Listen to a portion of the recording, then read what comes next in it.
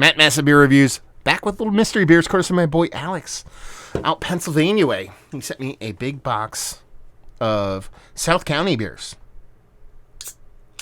But there was a mystery beer in there. We'll see what this sucker has. Ooh, that looks like hazies. 12-ounce can, you don't see that a ton. Okay, we'll see what you're throwing down there. I like this kind of, it got a little wet in my fridge, so it's kind of like little, kind of weirdly, kind of crazy, neurotic weirdness. There's pink now on the can. I think that was because of one of the other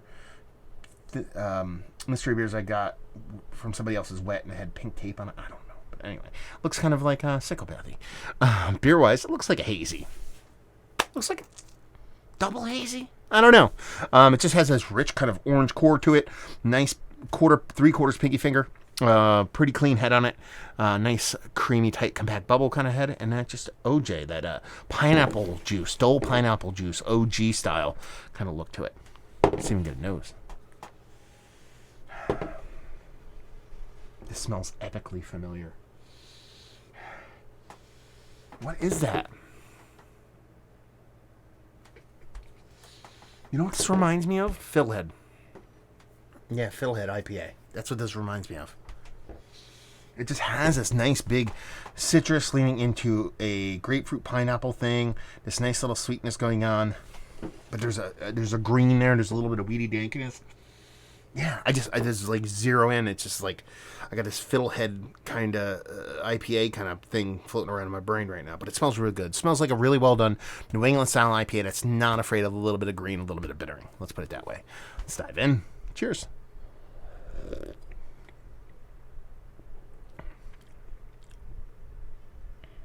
Is this Fiddlehead?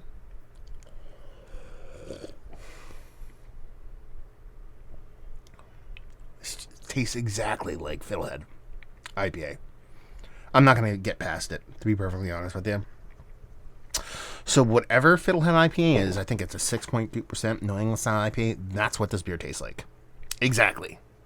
It might not be that beer, but that's exactly what I'm tasting right now.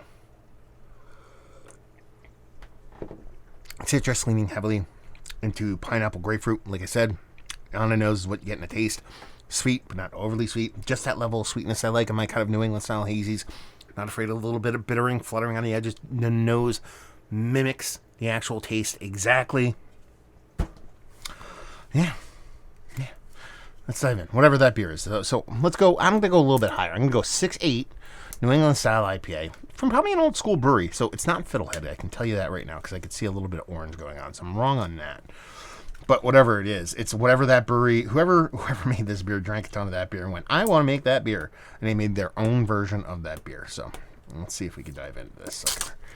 Get this tape off of here. Oh, it's New Trail. Okay. Is there Broken Heels? It is. It's New Trail Broken Heels. It's a 7% hazy IPA. This is delicious. Citro Mosaic. It says high aromatics, a soft bitterness, less citrus, rich pine. I wouldn't really go with the pine on that one. New Trails not New Trails. Makes really tasty beers. They do. They're out of Williamsport, Pennsylvania. I'm pretty sure the same guy's brewing there. He was at Tired Hands, then he was at Kane. Then he went to New Trail. I think he went to New Trail actually just to like help them open a brewery and just never left.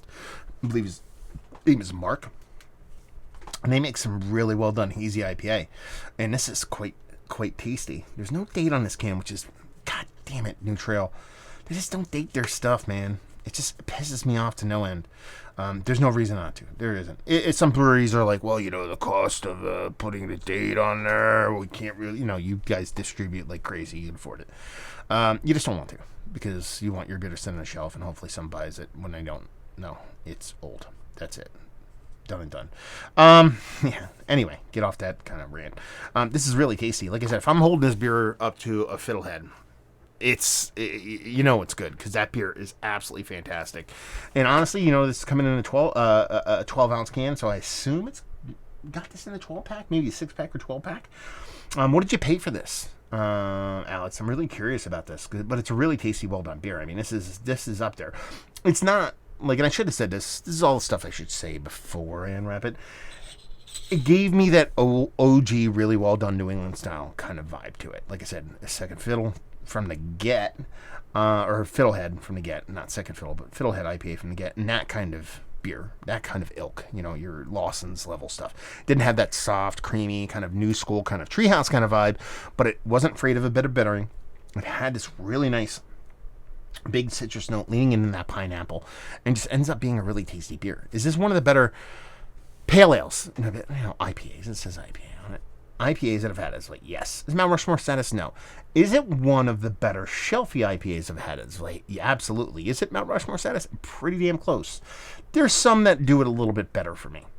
It probably will be in one of my better shelfies of this year, just because, all the ones that really do it for me more, whether it be like the Sneak Boxes and the Boats of the world that I might pick over this, probably strictly due to the ABV. This is 7, those beers are 5, and they give me much the same kind of impact.